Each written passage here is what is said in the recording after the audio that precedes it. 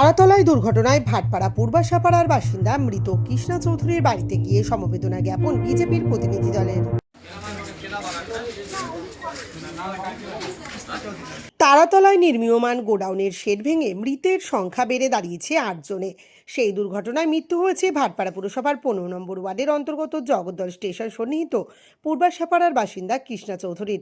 বৃহস্পতিবার সকালে মৃতের বাড়িতে গিয়ে সমবেদনা জ্ঞাপন করলেন বিজেপির প্রতিনিধি দল। রাজ্যের মন্ত্রী তথা নোয়াপাড়ার বিধায়ক অর্জুন সিং এবং ভাটপাড়ার বিধায়ক পবন কুমার সিংয়ের প্রতিনিধি হিসাবে পিন্টু সিং ওই প্রতিনিধি দলে হাজির ছিলেন। সংবাদ মাধ্যমের মুখোমুখি হয়ে পিন্টু সিং বলেন, খুব দুঃখজনক ঘটনা।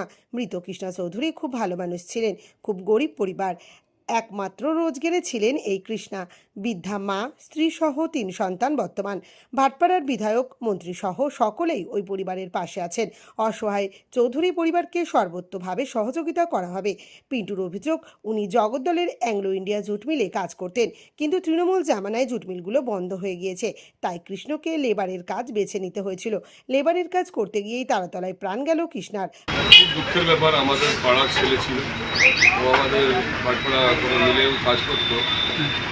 টিএমসি গভর্নমেন্ট জামানায় যে মিলগুলো বন্ধ করে রেখেছিল, সেই জন্য দিন আনা দিন খাওয়ার জন্য এদিকে ওইদিকে কাজ করার জন্য তারতলা মজদুরে কাজ করতো।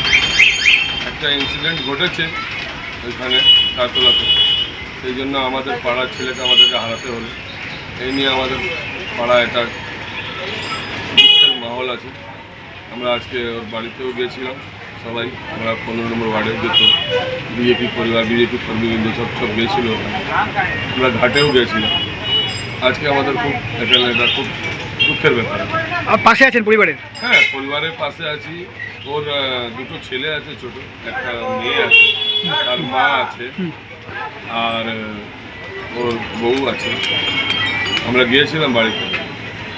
বাড়ির অবস্থাটা খুব ঠিক না, সব দুঃখিত আছে, সব টেনশনে। ওখানে একা ওর বাড়িতে কাজ করার ছেলে ছিল। ওর ভাইয়ের সাথে আমার দেখা হলো, ঘাটে আছি ওর পরিবারের সাথে। আমরা সব নম্বর ওয়ার্ড, আমাদের বিধায়ক পবন কুমার সিং, আমাদের মন্ত্রী মাননীয় অর্জুন সিং মহাশয়, সব আমরা ওনার পরিবার প্রতি একটা চিন্তা ভাবনা করছে। আমরা ওর পরিবার পাশে আছি। প্রসঙ্গত 5 সদস্যের সিট গঠন করে ঘটনার তদন্ত চলছে। ইতিমধ্যেই গোডাউনের মালিক শম্ভুনাথ বেহারা সহ 5 জনকে গ্রেপ্তার করা হয়েছে।